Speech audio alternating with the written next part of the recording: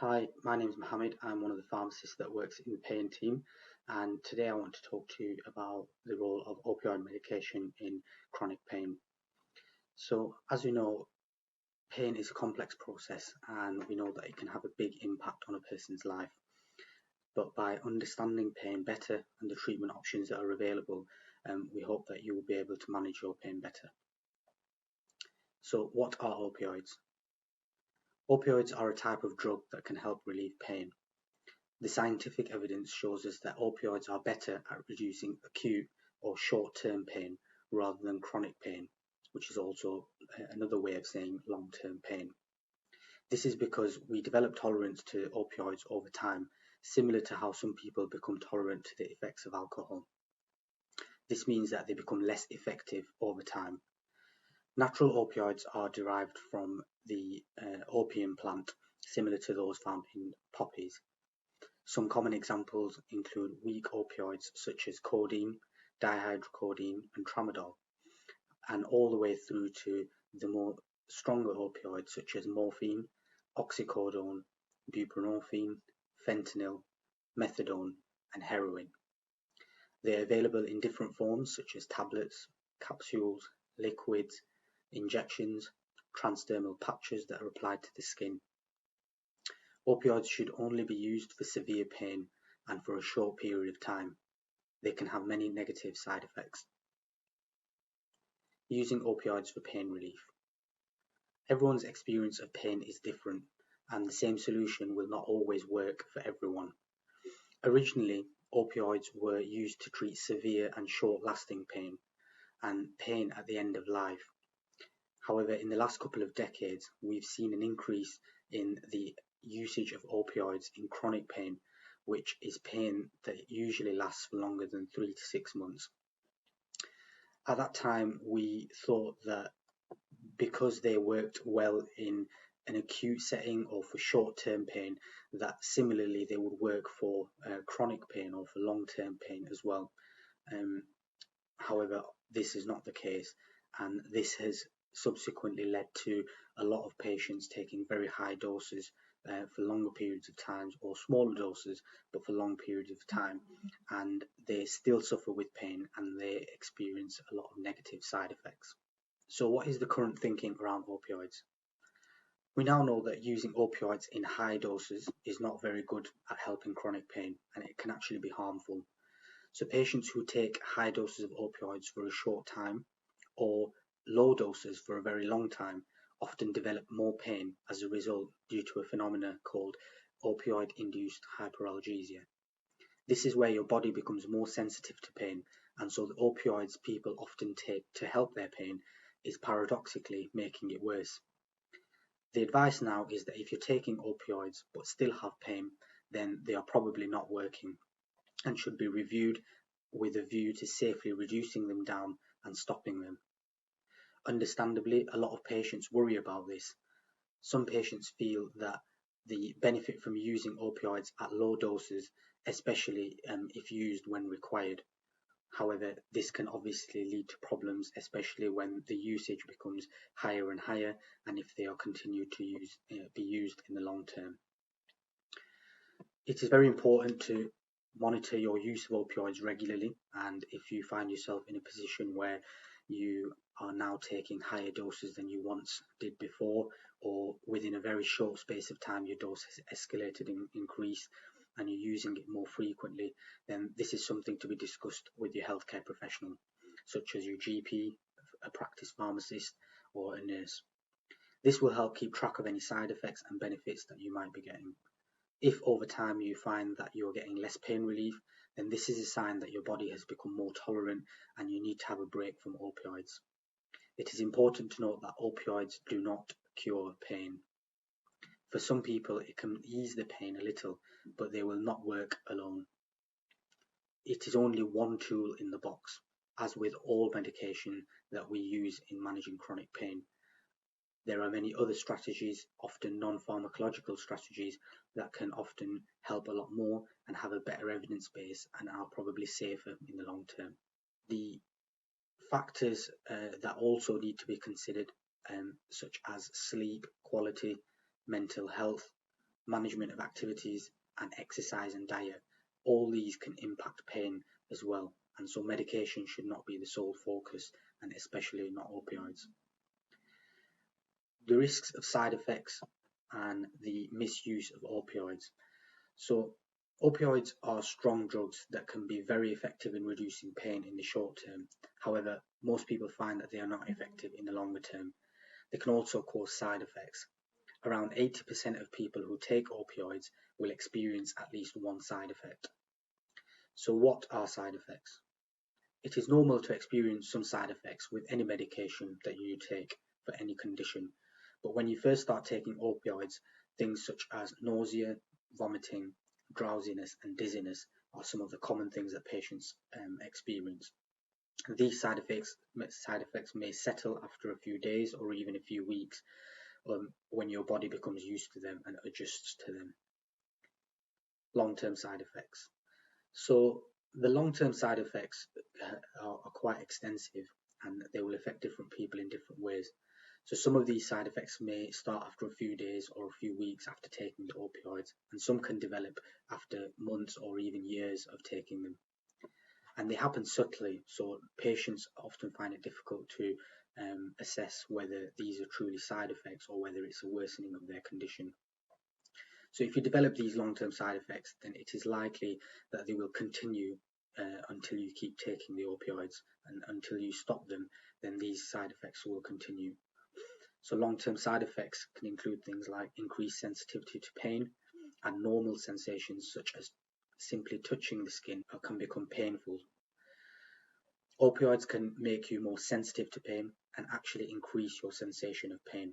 For example, you may start to have headaches which you did not have before, and other parts of your body may start to ache.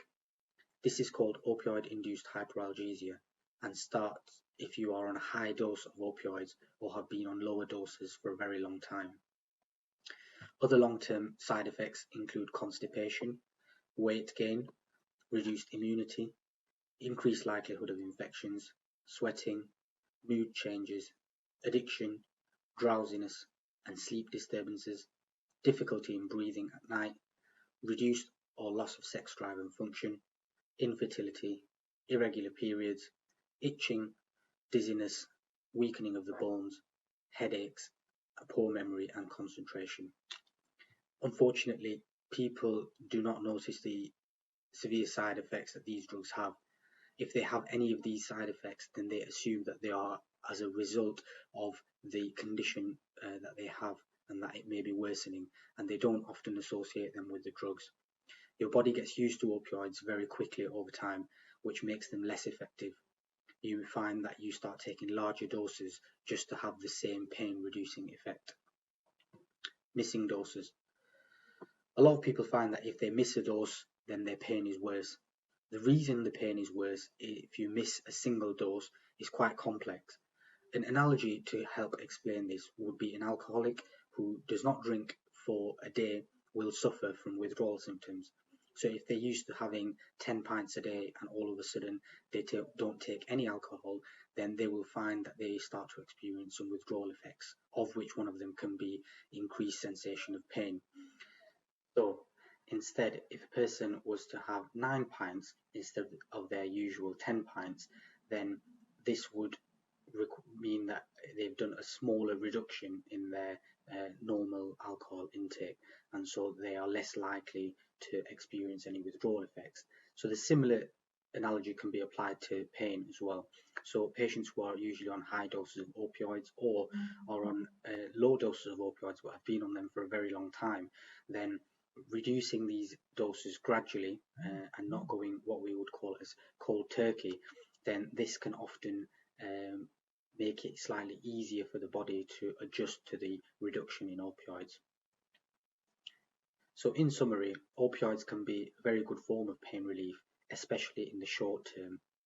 However, if you are taking opioids but are still in pain and are unable to do activities that you want to do and that you enjoy, then this is an indication that the opioids are not working and should be reduced and stopped. Reducing or stopping your opioids. Opioids can work well to manage pain in the short term, but the long-term use is linked to side effects, risks, and addiction. Reducing your opioid medication has many benefits, but it can be mentally and physically difficult. We can support you with this, and so can your GP, practice pharmacist, or nurse. The advantages of reducing opioids. People are often scared to reduce their opioids because they believe opioids are the only thing that helps their pain. They are terrified that without these drugs, their pain will get worse. As a result, it can be very stressful to even think about reducing your painkillers. A common question is, what will I use as a pain reliever when I reduce the dose of my medication?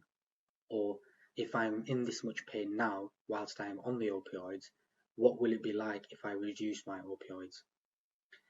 If you are on opioids and are still in severe pain, the opioids are not actually working. Therefore, by reducing them, you are not losing a pain reliever. But it means that you have now less of the negative side effects and are less likely to come to harm due to the use of opioids. High doses of opioids are likely to be making your pain worse. By stopping opioids, the amount of pain that is felt is actually lowered. Recent studies show that patients who stop certain pain relievers report reduced pain levels even after 1 year. Patients tell us that when they reduce or stop their opioids, they start to feel more like themselves. Other benefits include constipation and drowsiness improves, the brain fog lifts, life can become more enjoyable, and socializing can become easier. They feel more confident in managing their pain, can do what they want to do and what they enjoy doing. They can move more easily and freely, feel more relaxed, and can have better sleep. There are other ways effective ways of managing pain that don't rely on medication. You can find out more from our website and from contacting members of our team. So what support can we offer? We can help you develop a personalised plan by assessing your pain levels, reviewing your current and previous treatments in terms of medication options, setting some realistic goals for your reduction in terms of targets, but more so to discuss why reducing opioids is so important for you and the impact that can have on your life. Where you want to see improvements in your day-to-day life and how we can support you to get there are also other considerations that we can help you with. We would conduct regular monitoring appointments of your progress and the impact that it can have on your physical and also your mental health, and make adjustments if needed by liaising with your GP to help you safely and gradually reduce your opioid medication. One example may be by reducing the dose of opioid by 10% of your dose every 2 weeks or so, or even slower if needed. This is not an exact science, and I always explain to my patients that if you find that you are having withdrawal type effects or you don't feel comfortable with reducing the doses down at the speed that has been decided, then we can always go slower than this. There is not one way to do this, and it is not a prescriptive way. So we would work collaboratively with yourselves, and we would only reduce at a dose that you feel comfortable with. At the end of the day, most patients that are on these high doses or are on opioids for a long time, any small change in their opioid dose is a step in the right direction. And I often say that the journey of 1,000 miles starts with the first step.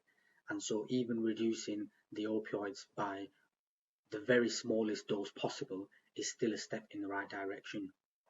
But the first step to that is understanding why opioids are not effective in managing chronic pain, and only then can somebody start to make changes with their medication if they truly believe and have that understanding. Withdrawal symptoms. People often worry about withdrawal. If you come off opioids too quickly, then you can get some symptoms such as tiredness, sweating, runny nose, stomach cramps, diarrhea, aching muscles, jitters, uncontrollable emotions such as fear and crying, shaking, nausea and vomiting. It can be helpful to continue your normal activities during a reduction plan. Other strategies such as heat or ice packs Relaxation, mindfulness, movement and exercise can help too.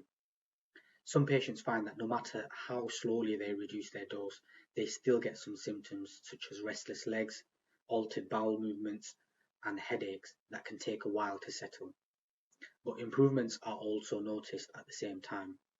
Once the withdrawal period is over, then people often feel happy that they have stopped these opioids. They feel much more empowered and confident to make other positive changes in other areas of their life, and especially in terms of how they manage their pain. If you have any questions about your pain management, then please do not hesitate to get in contact with us directly here in the pain service, or speak to your GP, practice pharmacist or nurse in the first instance.